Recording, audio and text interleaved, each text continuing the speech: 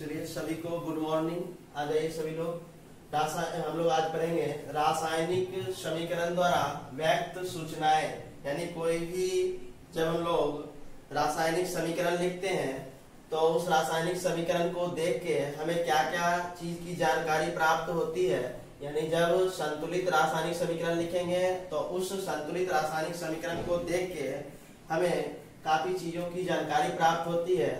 तो उन चीजों में सबसे पहला देखिए, पहला चीज की क्या जानकारी होगी, तो अभिक्रिया में भाग लेने वाले अभिकारकों एवं निर्मित उत्पादों की जानकारी होगी। यानी कि कोई रासायनिक अभिक्रिया हो रही है तो उस रासायनिक अभिक्रिया को अगर हम समीकरण के रूप में व्यक्त करेंगे संतुलित करके, तो उसमें ये पता चलेगा उस अभिक्रिया में कौन कौन पदार्थ भाग ले रहा है और भाग लेकर के अभिक्रिया करके क्या नए पदार्थ का निर्माण कर रहा है। इस पदार्थ के नाम की जानकारी होगी, वो कौन सी पदार्थ है इसकी जानकारी प्राप्त होगी। दूसरा चीज अभिकारकों यानी भाग लेने वाले एवं उत्पादों, जो नए पदार्थ का निर्माण होगा उसके परमाणु या अणु या मोलों की संख्या की जानकारी होगी। यानी हम उस समीकरण को देख करके परमाणु की संख्या बता सकते हैं अभिकारकों का या उत्पादों का, या फिर अणु की संख्या बता सकते हैं, या फिर उसके मोलों की संख्या की जानकारी दे सकते हैं। तीसरा चीज रासायनिक समीकरण, संतुलित रासायनिक समीकरण देख करके ये भी बता सकते हैं कि अभिक्रिया में भाग लेने वाले अभिकारकों एवं अभिक्रिया के फलस्वरूप बने उत्पादों के आयतन की जानकारी, यानी कि कितना आयतन संयोग किया है कोई पदार्थ और कितने आयतन का निर्माण हुआ है, इस चीज की जानकारी प्राप्त होगी। चौथी चीज अभिकारकों और उत्पादों, यानी अभिक्रिया में जो भाग ले रहे हैं अभिकारक और निर्माण जो हो रहे हैं उत्पाद, उसका भार की जानकारी प्राप्त होगी। कहने का मतलब कितना भार के हिसाब से देखेंगे कि कोई पदार्थ कितना भार के हिसाब से संयोग करता है और नए उत्पाद का जो निर्माण करता है कितना भार का निर्माण करता है। इस तरह की चार जो है महत्वपूर्ण जानकारी आप प्राप्त कर सकते हैं किसी संतुलित रासायनिक समीकरण से। जैसे उदाहरण देखिए,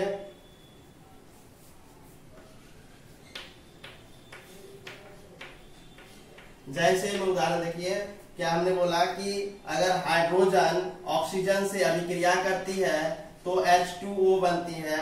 हाइड्रोजन ऑक्सीजन से अभिक्रिया करती है तो H2O बनती है, मतलब जल का निर्माण होता है। और इसको संतुलित करके पहले देखिए, क्योंकि रासायनिक समीकरण हम लोग ये जो चारों जानकारी होगी संतुलित रासायनिक समीकरण देख करके हमें सारी जानकारी प्राप्त होगी। तो इधर 2 ऑक्सीजन है, इधर भी 2 करने के लिए 2 से गुना कर दीजिए। इधर 4 हाइड्रोजन हो गया, इधर भी 4 हाइड्रोजन बराबर कीजिए तो 2 से गुना करना पड़ा। ठीक है, अब रासायनिक समीकरण संतुलित है। इधर 4 हाइड्रोजन, इधर भी 4 हाइड्रोजन, इधर 2 ऑक्सीजन, इधर भी 2 ऑक्सीजन। इस तरह से हमने देखा अभिकारकों और उत्पादों में प्रत्येक तत्वों की परमाणुओं की संख्या बराबर हुई, तो ये रासायनिक समीकरण संतुलित रासायनिक समीकरण हुआ। अब इससे हमें क्या क्या चीज की जानकारी प्राप्त होगी, तो सबसे पहला देखिए अभिक्रिया में भाग लेने वाले अभिकारकों और जो अभिक्रिया के फलस्वरूप निर्मित उत्पाद हुआ उसकी जानकारी होगी। तो देखिए इस अभिक्रिया को, इस समीकरण को देख करके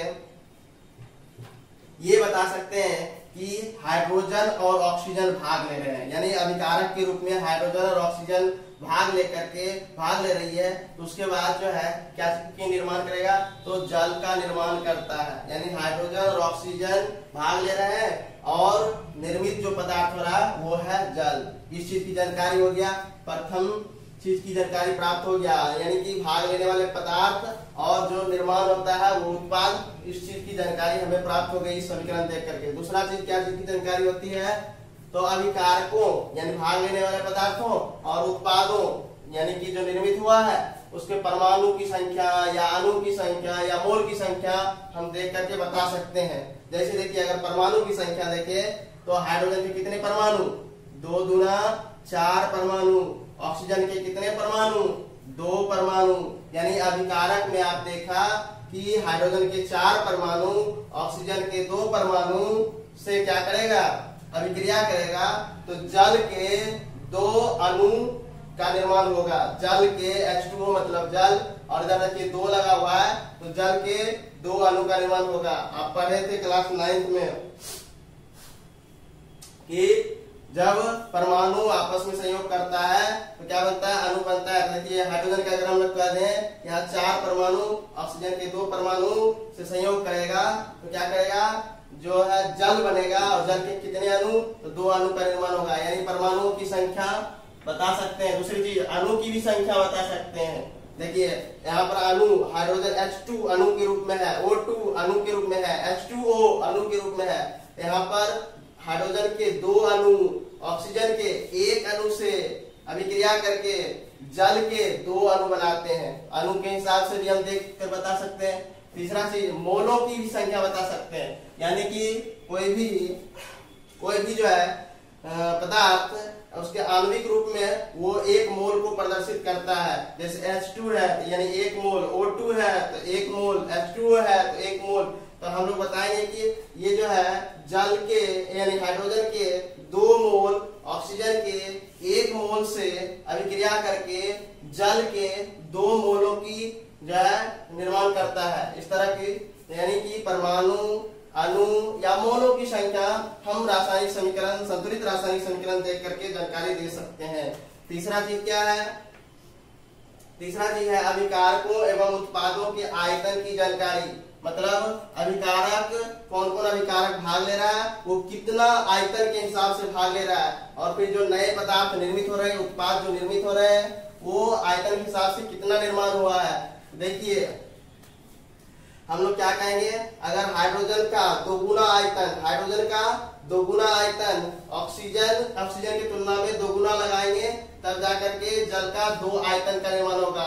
कहने का मतलब है इस तरह से देखिए, आयतन के हिसाब से देखिए तो हाइड्रोजन का 2 भाग ऑक्सीजन के 1 भाग से जुड़ेगा तो जल के कितने भाग बनेंगे, 2 भाग बनेंगे। समझ गए ना, ये आयतन के हिसाब से हुआ। ठीक है। चौथा चीज है अभिकारकों एवं उत्पादों के भार की जानकारी, यानी जो अभिक्रिया में भाग ले रहे हैं उन अभिकारकों को भार के हिसाब से देखिए कितना कितना संयोग करता है, और फिर जो निर्माण हो रहा है उसका उत्पाद का देखिए भार कितना हो रहा है। ठीक है। चलिए तो देखते हैं कि हाइड्रोजन 1 परमाणु का द्रव्यमान 1 यूनिट होता है, 1 ग्राम होता है। तो यहाँ पर 4 परमाणु है तो द्रव्यमान कितना होगा, 4।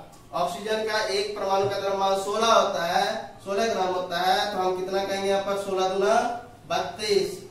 और यहाँ पर जल का, अगर हम लोग जल का निकाले, जल का 2 मोल है तो 2 गुना कितना होता है, 18 होता है। देख लीजिए कैसे, तो 2 गुना 1 प्लस ऑक्सीजन जो है कितना है, ऑक्सीजन के 1 का 16। तो कहने का मतलब 2 गुना 2 एकम 2 और 16 एकम 16 2 18, कितना हो जाएगा, 18 गुना 36, यानी कि 36 ग्राम जल बन रहा है। इधर देखिए हाइड्रोजन 4 ग्राम, हाइड्रोजन 4 ग्राम ऑक्सीजन के 32 ग्राम से अभिक्रिया करेगा तो जल कितना बनेगा, 36 ग्राम। और जोड़ करके ये भी देख लीजिए, 4 और 32 कितना होता है, 36 ग्राम। यानी कि अभिकारक में हमने जितना लगाया उत्पाद में हमने उतना पाया।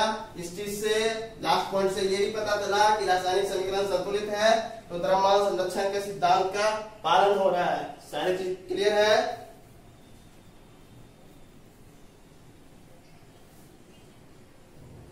मोलों की संख्या, जैसे कि मोल की संख्या देखिए कि कोई भी तत्व जो है या कोई भी पदार्थ जो है अगर अणु के रूप में है तो वो 1 मोल को प्रदर्शित करता है। जैसे देखिए H2 1 मोल, ठीक है, 1 मोल अणु है हाइड्रोजन का। O2 जो अणु के रूप में है तो 1 मोल ऑक्सीजन अणु को प्रदर्शित करता है।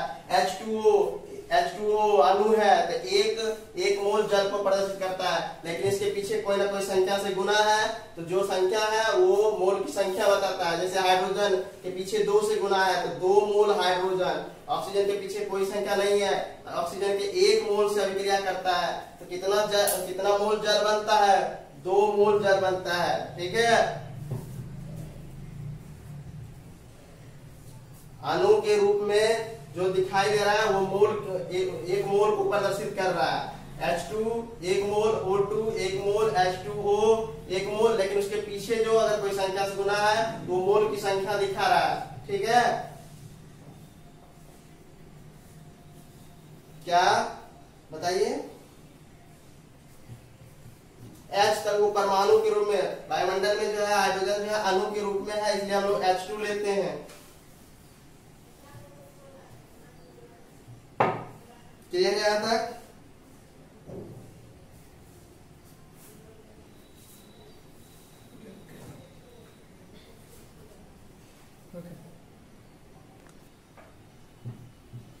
चलिए अब दूसरी चीज हमें ये पढ़ना है कि रासायनिक समीकरण जब हम लोग लिखते हैं तो उसमें भाग लेने वाले पदार्थ जो अभिकारक होते हैं और निर्मित जो पदार्थ होते हैं यानी उत्पाद होते हैं, उसकी भौतिक अवस्थाओं को दर्शाना, उस अभिक्रिया में क्या क्या आवश्यक शर्तें हैं उस चीज को दर्शाना, या फिर अभिक्रिया किस प्रकार की है, इस तरह का चीजों को दर्शाने की जरूरत पड़ती है। तो उस समीकरण को देख करके ही हम लोग बता सकते हैं कि कोई पदार्थ किस अवस्था में भाग ले रही है और किस अवस्था में कोई पदार्थ निर्मित हो रही है, यानी अवस्था की जानकारी होगी। जब हम रासायनिक समीकरण में कुछ संकेतों का उपयोग करेंगे, उन संकेतों को देख करके, उन सिंबल को देख करके हमें इन चीजों की जानकारी होगी कि अभिक्रिया में जो भाग ले रहे पदार्थ हैं यानी अभिकारक, वो किस अवस्था में भाग ले रहे हैं, ठोस अवस्था में कि द्रव अवस्था में कि गैस अवस्था में, या फिर उसका जलीय विलयन भाग ले रहा है। ठीक है, उसके बाद जो अभिक्रिया के फलस्वरूप पदार्थ निर्मित होंगे यानी उत्पाद जो निर्मित होंगे वो किस अवस्था में तैयार हो रहे हैं, किस अवस्था में बन रहे हैं, ठोस अवस्था में या द्रव अवस्था में या गैसीय अवस्था में या जलीय अवस्था में या जलीय विलयन अवस्था में या फिर अवक्षेप के रूप में निर्मित हो रहे हैं। इस सारे चीज की जानकारी आपको बिना मतलब कि बताए यानी कि सिर्फ समीकरण देख करके पता चल जाएगा जब उस समीकरण में हम कुछ सिंबल का प्रयोग करेंगे। ठीक है, इसके अलावा भी हमें ये चीज की पता चलेगा कि कोई रासायनिक अभिक्रिया के लिए आवश्यक शर्त क्या है। ठीक है, उस पर हम कुछ लिखेंगे, उसमें कुछ सिंबल डालेंगे, ठीक है, संकेत डालेंगे, तो ये पता चलेगा कि रासायनिक समीकरण के लिए, उस रासायनिक अभिक्रिया के लिए क्या क्या शर्त होना जरूरी है। जैसे किसी रासायनिक अभिक्रिया को संपन्न करने के लिए ताप की जरूरत पड़ेगी, किसी रासायनिक अभिक्रिया को संपन्न होने के लिए दाब की जरूरत पड़ेगी, किसी रासायनिक अभिक्रिया को संपन्न होने के लिए सूर्य के प्रकाश की जरूरत पड़ेगी। समझ रहे हैं ना? इन सारे चीजों की जानकारी मतलब कि आप समीकरण देख करके प्राप्त कर सकते हैं। वैसे हम लोग कुछ संकेत का भी प्रयोग करेंगे।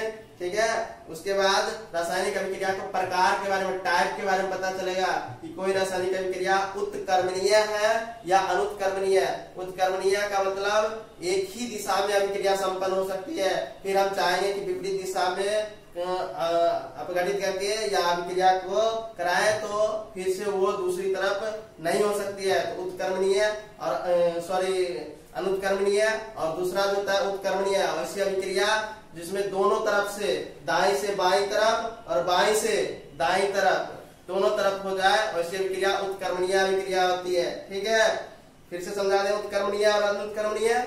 अनुत्कर्मणीय वैसी अभिक्रिया है जिसमें एक ही दिशा में, ठीक है, यानी सिर्फ बाईं से दाईं हो, तो वैसी अभिक्रिया को हम लोग क्या कहेंगे?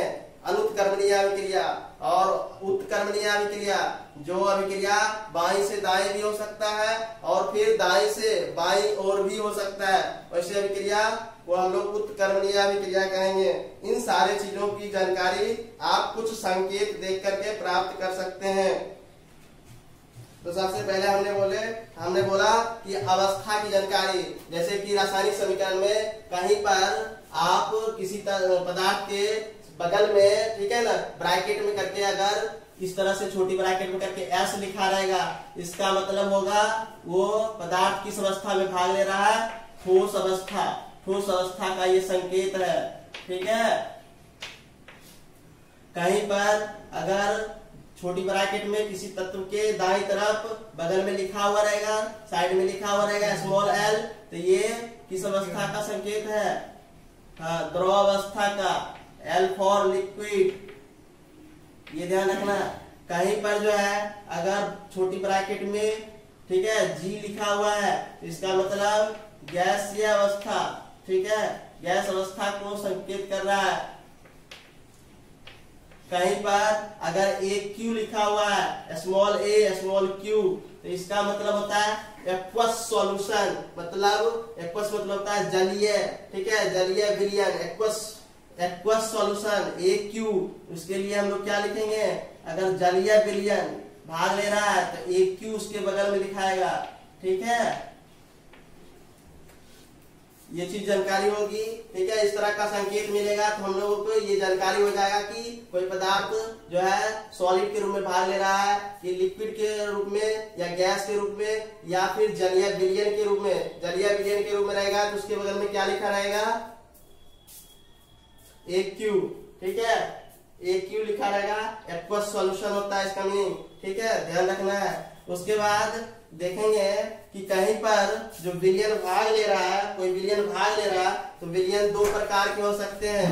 विलयन कितने प्रकार के, यहाँ पर हम लोग दो प्रकार के विलयन भाग ले सकते हैं, देखेंगे। सबसे पहला हो सकता है सांद्र विलयन, यानी सांद्रता के हिसाब से देखेंगे तो सांद्रता के हिसाब से देखेंगे, एक सांद्र होगा और दूसरा तनु विलयन होगा। सांद्र विलयन कॉन्क्रेंट, देखिए कॉन्सेंट्रेट, ठीक है, CONC कॉन्सेंट्रेट, और दूसरा तनु, तनु का मतलब होता है डाइल्यूट, ठीक है, उसका सिंबल DIL लिख देते हैं। ये सांद्र मतलब क्या बोलेंगे, कॉन्सेंट्रेट, और दूसरा तनु मतलब डाइल्यूट, ठीक है।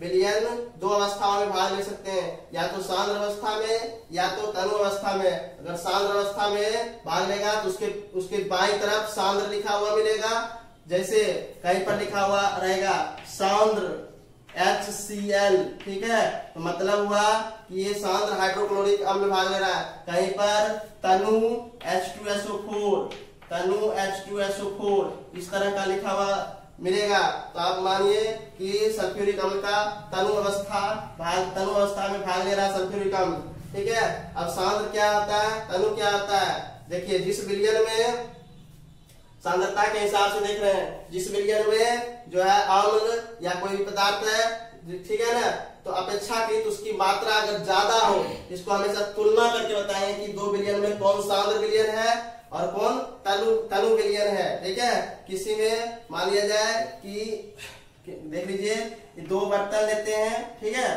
और दो बर्तन लिए, दोनों में जल लिए, मान लेते हैं दोनों में 100 ग्राम जल लिए, ठीक है, या 100 ml जल लिए, 100 ml जल लिए दोनों बर्तन में, दोनों सेम बर्तन है और दोनों में हमने 100 ml जल लिए। लेकिन इसमें जो है हम क्या कर दिए, हमने 100 ग्राम चीनी डाल दिया, 100 ग्राम चीनी डाल दिया, और इसमें जो है हमने 50 ग्राम चीनी डाल दिया। अभी दोनों विलयन को तुलना कीजिए कि कौन सांद्र विलयन होगा और कौन तनु विलयन होगा, बताइए। तो सांद्र विलयन का मतलब आपको इस तरह से समझना है कि वो गाढ़ा टाइप का होगा, और तनु का मतलब वो ज्यादा जलीय होगा, ठीक है, ये देखना है। तो इसमें देखिए इस दोनों विलयन को तुलना कीजिए और बताइए कि कौन सांद्र होगा, A होगा सांद्र कि B होगा सांद्र। A जो होगा ये सांद्र होगा किसकी तुलना में, B की तुलना में, हाँ, B की अपेक्षा जो है ये क्या होगा, सांद्र होगा A, और B जो होगा A की तुलना में क्या हो जाएगी, तनु हो जाएगी, नहीं हो जाएगी, बताइए। चलिए ये चीज जानकारी रखिए आप लोग। तो सांद्र और तनु समझ में आ गया। तो कोई भी रासायनिक प्रक्रिया में भाग लेगा, अगर सांद्र अवस्था में भाग ले रहा है उसके पीछे सांद्र लिखा हुआ मिलेगा, ठीक है। और कोई भी विलयन अगर तनु अवस्था में भाग लेगा तो ठीक है ना, उसके पीछे क्या लिखा हुआ मिलेगा, तनु मिलेगा, ठीक है। सांद्र को इंग्लिश में क्या बोलते हैं, बताइए, कॉन्सेंट्रेट, और दूसरा तनु को डाइल्यूट। कोई दिक्कत, यानी कि इंग्लिश में लिखा हुआ CONC मिले तो समझिए सांद्र, और इंग्लिश में DIL लिखा हुआ मिले तो मतलब समझिए तनु, यानी डाइल्यूट अवस्था में है, उसमें जल ज्यादा है, ठीक है, जल मिला हुआ है। कोई दिक्कत, ठीक है। तो इस सारे चीज का आपने देख लिया, सांद्रता के आधार पर देख लिया कि तनु अवस्था में भाग ले रहा है, सांद्रता के आधार पर देखिए तो कोई हो सकता है कोई विलयन सांद्र अवस्था में भाग लेगा, नहीं तो या तो तनु अवस्था में भाग लेगा। तो उस पदार्थ के पीछे बाईं तरफ लिखा हुआ मिलेगा सांद्र या तनु, जैसे सांद्र HCl या सांद्र H2SO या तनु H2SO4, ये शब्द पहले लगा हुआ मिलेगा, लेकिन ये सब दाईं तरफ बाद में, पदार्थों के बाद में यानी बगल में लिखा हुआ मिलेगा। सारी चीज की जानकारी, ये सारी चीज की जानकारी उसमें देख करके पता करना है, ठीक है। बताइए यहां तक क्लियर है।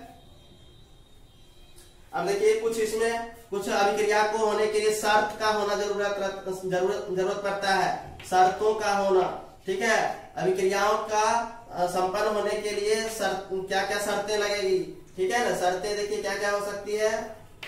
तो जैसे कि कहीं पर ताप की जरूरत पड़ेगी, ठीक है, कहीं पर ताप मतलब यहाँ पर देखिए उष्मा की हम लोग बोल सकते हैं, कहीं उष्मा की जरूरत पड़ेगी, ठीक है, उष्मा की जरूरत पड़ेगी। तो तीर जो हम लोग लिखते हैं, जो भी आवश्यक शर्त लिखते हैं वो कहाँ लिखेंगे, तो आवश्यक शर्तों को हम लोग तीर के ऊपर लिखते हैं। आवश्यक शर्तों को तीर के ऊपर या नीचे लिखते हैं। शर्त जो उस अभिक्रिया में होगा, यानी कि उस अभिक्रिया को संपन्न होने के लिए कुछ कंडीशन चाहिए, ठीक है। तो कंडीशन आवश्यक शर्तों को कहाँ लिखेंगे, जो तीर जो लगाते हैं ना रासायनिक समीकरण में, उसके ऊपर या फिर नीचे लिखेंगे। कोई दिक्कत, ठीक है ना। जैसे उष्मा चाहिए, ठीक है ना, तो उष्मा इसी के ऊपर लिखेंगे कि, और ये भी पता अगर बता देगा इतना ताप चाहिए, जैसे कि बता देगा किसी में कि 340, ठीक है, या मान लीजिए कि 300 केल्विन ताप चाहिए, तो कहाँ लिखेंगे, या तो इस ऊपर में लिखेंगे नहीं तो नीचे में लिखेंगे। तो ऊपर में सामान्यतः लिखा जाता है, अगर ऊपर में जगह नहीं बचेगा तो लिखते लिखते नीचे भी हम लोग लिख सकते हैं। जैसे कि ताप किसी अभिक्रिया को संपन्न होने के लिए 300 केल्विन चाहिए, यहाँ पर हम लोग 300 केल्विन इस तरह से लिखेंगे। कहीं पर मान लीजिए दाब की जरूरत पड़ेगा, जैसे कि मान लीजिए कि 340 एटमॉस्फेरिक प्रेशर यानी ATM, एटमॉस्फेरिक प्रेशर को जो है ATM यानी उसका जो आता है क्या चीज, उसका जो यूनिट होता है वायुमंडलीय दाब का ATM, ठीक है। तो किसी भी ऐसा ही मात्रक जो होता है सामान्य दाब का, उसको हम लोग लिखते हैं पास्कल। लेकिन जब वायुमंडलीय दाब का ऐसा ही मात्रक पूछे तो आपको हम लोग बताए एटमॉस्फेरिक प्रेशर यानी ATM, ठीक है ना, वायुमंडलीय दाब, ठीक है ना। वायुमंडलीय दाब को एटमॉस्फेरिक प्रेशर बोलते हैं, उसका जो यूनिट होता है ATM होता है, वायुमंडलीय दाब, ठीक है। जैसे कि किसी भी अभिक्रिया को संपन्न होने के लिए जो मान लीजिए कि 340 वायुमंडलीय दाब की जरूरत है, तो वहां पर हम लोग यहाँ पर जैसे उस अभिक्रिया संपन्न होने के लिए ताप भी चाहिए, दाब भी चाहिए। जैसे ताप में 300 केल्विन चाहिए, दाब में अगर 340 केल्विन चाहिए तो कोमा दे करके लिख देंगे 340 ATM वायुमंडलीय दाब की जरूरत है, ठीक है। इस तरह का जो हम इस पर तीर के ऊपर ये सब आवश्यक शर्त लिखेंगे। और आवश्यक शर्त में क्या क्या हो सकता है, इसके अलावा कहीं पर ये भी बता सकता है, ताप देखे, दाब देखे, कहीं पर ये भी बता सकता है सूर्य के प्रकाश चाहिए, यहाँ पर लिख देंगे सूर्य प्रकाश, ठीक है, सूर्य का प्रकाश। अब मान लीजिए किसी अभिक्रिया को संपन्न होने के लिए क्लोरोफिल की आवश्यकता है, तो आप क्लोरोफिल भी लिख सकते हैं। ऊपर में जगह नहीं है तो हम नीचे भी लिख सकते हैं, ठीक है। जैसे कि आप लोगों ने देखा होगा कि पेड़ पौधों में रासायनिक अभिक्रिया होने के लिए यानी प्रकाश संश्लेषण के लिए क्या चीज की जरूरत पड़ती है, बताइए। सूर्य के प्रकाश की जरूरत पड़ता है, और क्या चीज की जरूरत पड़ता है, क्लोरोफिल की भी जरूरत पड़ता है, ठीक है। तो यानी कि वहां पर ये शर्त है, इस शर्त को लिखना पड़ेगा, ठीक है। बिना शर्त ये शर्त नहीं वहां पर उपस्थित रहेगा तो वो अभिक्रियाएं संपन्न नहीं होगी। तो जो अभिक्रियाएं संपन्न होने के लिए शर्त होता है, उस शर्त को रासायनिक समीकरण के तीर के ऊपर आपको दिखाना पड़ेगा, ठीक है। कोई दिक्कत, कहीं पर मान लीजिए कि ताप का चर्चा नहीं किया लेकिन कहा कि उसको गर्म करना है, तो गर्म करना है तो उस पर लिख दीजिए, तीर के ऊपर सिर्फ उष्मा लिख दीजिए, मतलब गर्म करना है, ठीक है। अगर ताप का मान लीजिए कि टेम्परेचर बता देता है तो ताप वहां पर स्पेसिफाई कर देंगे, जैसे 300 केल्विन बोल देगा, 100 डिग्री सेल्सियस बोल देगा, उस पर ताप हम लिख देंगे। अगर कहेगा सिर्फ गर्म करना है तो उसके ऊपर उष्मा लिख देंगे, ठीक है। उसके बाद अभिक्रिया में ये भी देखेंगे कि क्या जो अभिक्रिया के फलस्वरूप जो नए पदार्थ जो है निर्मित हुआ है, यानी उत्पाद का जो निर्माण हुआ है वो किस अवस्था में, अगर सॉलिड अवस्था में तो उसके बगल में S लिखाएगा, द्रव अवस्था में L लिखाएगा, गैसीय अवस्था में तो G लिखाएगा, अगर जलीय विलयन है तो AQ। ठीक है, इस तरह से अगर मान लीजिए कि अगर अभिक्रिया के फलस्वरूप जो उत्पाद निर्मित हुआ है उसमें अगर गैसीय अवस्था में कोई पदार्थ प्राप्त हुआ है तो उसके लिए G तो हम लिख सकते हैं। इसके अलावा भी एक लिखने का तरीका है, दिखाने का तरीका है। अगर हम लोग तीर ऊपर की तरफ दिखा दें, जैसे कि मान लीजिए कि कोई अभिक्रिया में H2 गैस, हाइड्रोजन गैस बना है तो H2 लिख करके बगल में तीर ऊपर की तरफ दिखा देंगे, इसका मतलब हुआ, ठीक है ना, कि गैस का निर्माण हो रहा है। क्या चीज का निर्माण हो रहा है? गैस का निर्माण हो रहा है, यानी कि आप गैस, लेकिन ये चीज देखिएगा, ये चीज अधिकांशतः आपको किधर, उत्पाद की तरफ देखने को मिलेगा, तीर वाला। ठीक है, अन्यथा आप सब जगह गैसीय अवस्था के लिए G लिखिएगा। ठीक है, अगर उत्पाद में कहीं जो है आपको क्या मिल रहा है, गैसीय अवस्था में कोई पदार्थ निर्मित हो रहा है तो आप उसके लिए बगल में क्या कर दीजिए, तीर ऊपर की ओर खड़ा कर दीजिए। तो यहाँ से ये बता सकते हैं कि वहां पर निर्माण जो हो रहा है, कोई गैस निर्माण हो रहा है, और वो गैस, जैसे यहाँ पर हाइड्रोजन गैस है, हाइड्रोजन गैस के बगल में तीर ऊपर की तरफ लगाए तो हाइड्रोजन गैस निर्मित हो रही है। ठीक है, अच्छा, कहीं पर मान लीजिए कि अवक्षेप का निर्माण होता है, अवक्षेप। ठीक है, मतलब प्रिसिपिटेशन का, प्रिसिपिटेट का निर्माण होता है, अवक्षेप का निर्माण होता है। देखिए अवक्षेप क्या होता है, तो उसको जो है, जैसे कि कोई भी जो ठोस है, कोई भी जो है जलीय विलयन में ठोस अवस्था जो रहता है, जलीय विलयन में ठोस अवस्था में कोई चीज जो है बर्तन के तली में बैठे जाता है तो उसको हम लोग अवक्षेप कहते हैं। ठीक है, जैसे कि कोई पदार्थ, कोई विलयन भाग लिया और विलयन भाग लेकर के, ठीक है, उसके जलीय विलयन में कोई जो है ठोस अवस्था में नीचे उसके तली में बैठते जा रहा है तो उसको हम लोग क्या बोलते हैं, अवक्षेप। ठीक है, अवक्षेप निर्माण होगा। अवक्षेप के लिए उसके बगल में जैसे कि हम लोग लिख देंगे S, क्या लिख देंगे, S लिख देंगे और नीचे की तरफ तीर दिखा देंगे। ठीक है, बताइए अवक्षेप के लिए आप समझे कि नहीं समझे?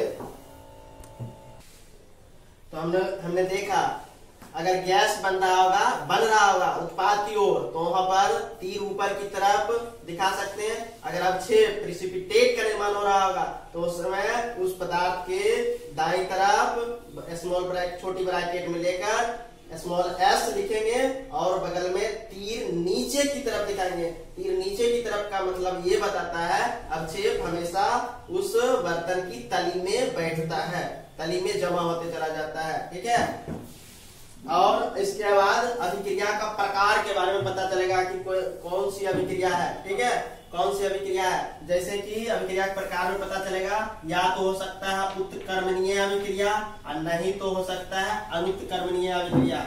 उत्कर्मणीय या अनुत्कर्मणीय, कर्मणीय। अगर उत्कर्मणीय अभिक्रिया होगा तो ठीक है ना, तो इस तरफ ऐसे खाली सिर्फ ऐसे सिंबल लगेगा। अगर अनुत्कर्मणीय, ये उत्कर्मणीय के लिए है, ये अनुत्कर्मणीय के लिए है, सिर्फ और सिर्फ एक ही दिशा में तीर होना चाहिए। लेकिन उत्कर्मणीय होगा तो दोनों तरफ से, यानी इधर से भी अभिक्रिया होगा, ऐसे सिंबल देंगे, और इधर से भी, यानी कि बाईं से दाईं तरफ भी अभिक्रिया होगी और दाईं से बाईं तरफ भी अभिक्रिया होगी, तो दोनों तरफ तीर का सिंबल, और आधा आधा तीर देंगे। आधा तीर इस तरफ दाईं तरफ, आधा तीर जब विपरीत में आएंगे, विपरीत दिशा में भी अभिक्रिया हो सकती है, तो इसका मतलब बाईं तरफ देंगे तीर का आधा तीर। ठीक है, तो उत्कर्मणीय के लिए ये सिंबल और अनुत्कर्मणीय के लिए ये सिंबल। ठीक है, जैसे कि उदाहरण में, तो फिर से समझ लीजिए, उत्कर्मणीय अभिक्रिया और अनुत्कर्मणीय अभिक्रिया सिर्फ और सिर्फ एक दिशा में हो। ठीक है, चाहे वो बाएं से दाएं हो या दाएं से बाएं, हमेशा अनुत्कर्मणीय अभिक्रिया बाएं से दाएं ओर दिखाया जाता है, इसलिए तीर इस तरफ दिखाया जाता है। ठीक है, बाएं से दाईं ओर तीर का दिशा।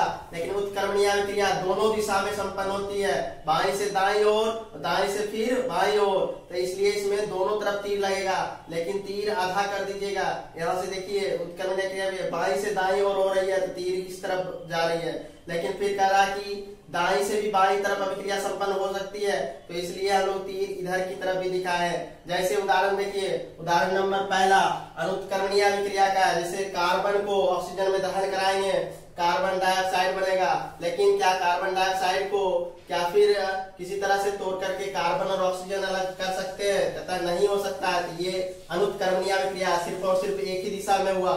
लेकिन दूसरा उदाहरण देखिए, दूसरा उदाहरण है चूना पत्थर, कैल्शियम कार्बोनेट। चूना पत्थर को हमने गर्म किया, ठीक है, तो कैल्शियम ऑक्साइड यानी चूना बना, ठीक है, या कली चूना बना, या बिना बुझा हुआ चूना बना, और कार्बन डाइऑक्साइड गैस निकला, ठीक है। लेकिन ये कार्बन कैल्शियम कार्बोनेट को गर्म करने पर कली चूना और कार्बन डाइऑक्साइड बना। फिर हम चाहेंगे कि इस कली चूना में कार्बन डाइऑक्साइड गैस प्रवाहित करें, तो ठीक है ना, फिर वो क्या बन जाएगा? कैल्शियम कार्बोनेट, चूना पत्थर बन जाएगा।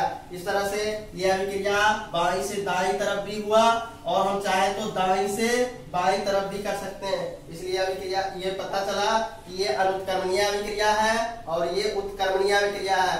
ये एक ही दिशा में सिर्फ होगा, और उत्क्रमणीय अभिक्रिया दोनों दिशा में संभव है, ठीक है। क्लियर है? चलिए उसके बाद देखिए, किसी अभिक्रिया में आप देखते होंगे कि कहीं पर ऊष्मा उत्पन्न हो जाती है, मतलब अभिक्रिया संपन्न होती है, तो साथ साथ उत्पाद तो निर्मित होते ही है, लेकिन उसके साथ साथ ऊष्मा भी उत्पन्न होती है। तो जैसे ऊष्मा उत्पन्न होगा तो उसके दाईं तरफ क्या लिख देंगे? प्लस ऊष्मा लिख देंगे, ठीक है, प्लस ऊष्मा लिख देंगे इस तरह से, ठीक है, ऊष्मा लिख देंगे या प्लस ऊष्मा ऊर्जा लिख देंगे। इसका सिंबल अगर ऊष्मा ऊर्जा नहीं लिखते हैं तो आप इसका लिख दीजिएगा प्लस, या करके लिख दीजिएगा प्लस डेल्टा लिख दीजिएगा, प्लस डेल्टा सिंबल होता है, ठीक है।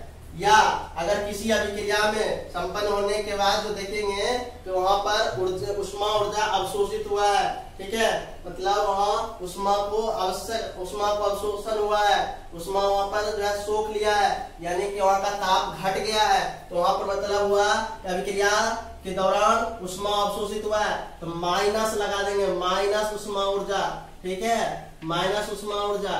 और माइनस ऊष्मा ऊर्जा को अगर दूसरे सिंबल में या करके लिखे तो माइनस डेल्टा लगाएंगे, माइनस डेल्टा। ये सारे सिंबल आपको ध्यान में रखना है, इतने चीजों की जानकारी आपको ध्यान में रखना है।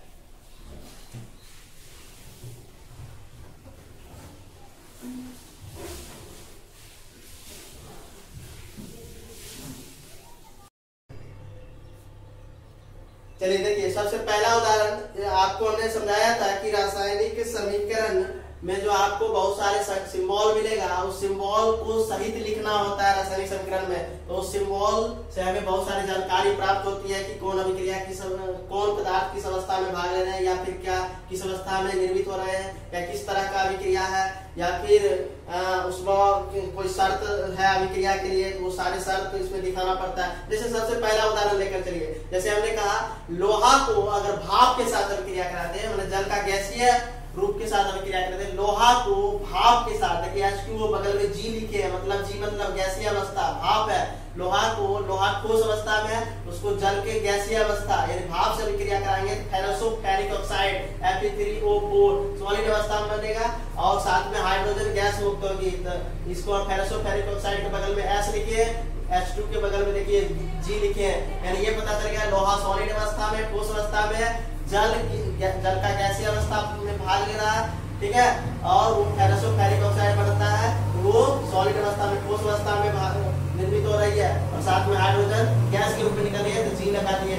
दूसरा समीकरण देखिए, जिंक का टुकड़ा मतलब ठोस अवस्था में, इसके साथ तो तनु सल्फ्यूरिक अम्ल, मतलब कि सल्फ्यूरिक अम्ल में हमने क्या कर दिया, उसको डाइल्यूट कर दिया, तब जाकर के उसमें जिंक का टुकड़ा डाल रहे हैं। तो जिंक के टुकड़ा को यानी ठोस जिंक के टुकड़ा को तनु सल्फ्यूरिक अम्ल, ठीक है, तो तनु सल्फ्यूरिक अम्ल हो गया, जिसका मतलब अम्ल भी है, और उसमें पानी भी मिला दिया तब तनु हो गया, इसका मतलब क्या है, एक्वस है, जलीय विलयन हो गया, सल्फ्यूरिक एसिड एक्वस हो गया, ठीक है, एक्वस सॉल्यूशन हो गया, जलीय विलयन, इसलिए एक क्यू लिख दिए, ठीक है। और अभिक्रिया के बाद जो है जिंक सल्फेट, ठीक है ना, जिंक सल्फेट, और वो विलयन के रूप में प्राप्त होगा, एक क्यू लिखेंगे, और साथ में हाइड्रोजन गैस वहां से मुक्त होगी, तो जी लिख दिए बगल में। तीसरा उदाहरण देखिए, सोडियम सल्फेट Na2SO4, उसका जलीय विलयन सोडियम सल्फेट तो क्या कर लेंगे, पहले जलीय विलयन बना लेंगे, फिर बैरियम क्लोराइड उसका जलीय विलयन बना लेंगे, यानी एक्वस लिख लिए, ठीक है।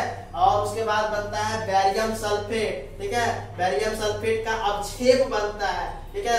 जो जिस बर्तन में करा रहे हैं उस बर्तन में सोडियम क्लोराइड का जलीय विलयन प्राप्त होगा और साथ में उसी बर्तन के तली में, ठीक है ना, सफेद अवक्षेप के रूप में नीचे तली में बैठते चला जाएगा और वो जो सफेद ठोस जो है पदार्थ है जो बर्तन की तली में बैठ रहा है वही ठोस पदार्थ अवक्षेप है, ठीक है। हमेशा अवक्षेप ठोस पदार्थ के रूप में बनता है, ठीक है, वो हमेशा तली में बैठते चला जाता है और उसका सिंबल होता है एस मतलब सॉलिड और तीर नीचे की तरफ है मतलब अवक्षेप है वो, ठीक है।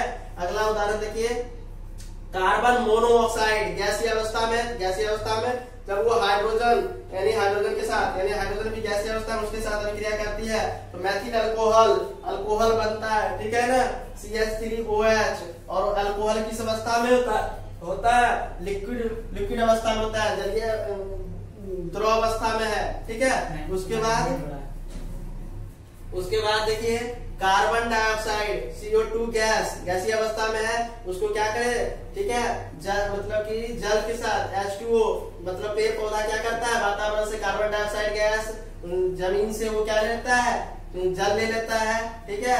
और सूर्य के प्रकाश की उपस्थिति में, ठीक है, क्लोरोफिल की मदद से ग्लूकोज का निर्माण कर लेता है C6H12O6 जलीय अवस्था में विलयन के रूप में और साथ साथ ऑक्सीजन गैस मुक्त करता है, तो ऑक्सीजन गैस के रूप में ग्लूकोज जलीय विलयन के रूप में प्राप्त होता है, ठीक है। इसमें सारे चीज दिखा दिए। शर्त देखिए, शर्त क्या होना चाहिए सब क्रिया संपन्न होने के लिए, सूर्य का प्रकाश है, सूर्य प्रकाश लिखे, क्लोरोफिल होना चाहिए, क्लोरोफिल लिखे। शर्त देखिए तीर के ऊपर या नीचे दिखा सकते हैं। चलिए अब देखिए, कैल्शियम कार्बोनेट को गर्म करेंगे तब जाकर के चूना और कार्बन डाइऑक्साइड गैस बनेगा, इसलिए कैल्शियम कार्बोनेट ठोस है और उसको हमने गर्म किया, तो गर्म करने का मतलब शर्त लगाना हुआ, तो शर्त इसके तीर के ऊपर दिए और कैल्शियम ऑक्साइड ठोस और कार्बन डाइऑक्साइड गैस की प्राप्ति हुआ। उसी तरह से कार्बन कोयला ठोस अवस्था में है, उसको ऑक्सीजन गैस में दहन कराएंगे, ठीक है, ऑक्सीजन गैस है तो कार्बन डाइऑक्साइड गैस बनेगा। गैस का सिंबल हम बोले थे, अगर जी भी हम चाहे तो जी भी लिख सकते हैं, नहीं तो अगर उत्पाद के रूप में बन रहा है गैस कोई पदार्थ तो उसको हम लोग तीर ऊपर की तरफ दिखा सकते हैं और साथ में यहाँ पर उष्मा की प्राप्ति होती है। देखिए मैं चीज ये समझाना चाहा कि यहाँ पर उष्मा प्लस के रूप में लिखे, प्लस के रूप में क्यों लिखे, क्योंकि कोयला को जब वायु में दहन कराते हैं तो कार्बन डाइऑक्साइड गैस तो बनने करता है, साथ साथ वहाँ उष्मा की प्राप्ति होती है, ठीक है। इसलिए इस उष्मा की सहायता से हम चाहेंगे तो भोजन भी बनाते हैं, कोयले को वायु में दहन करा करके उष्मा प्राप्त करते हैं और उस उष्मा की सहायता से हम चाहेंगे तो भोजन बना सकते हैं।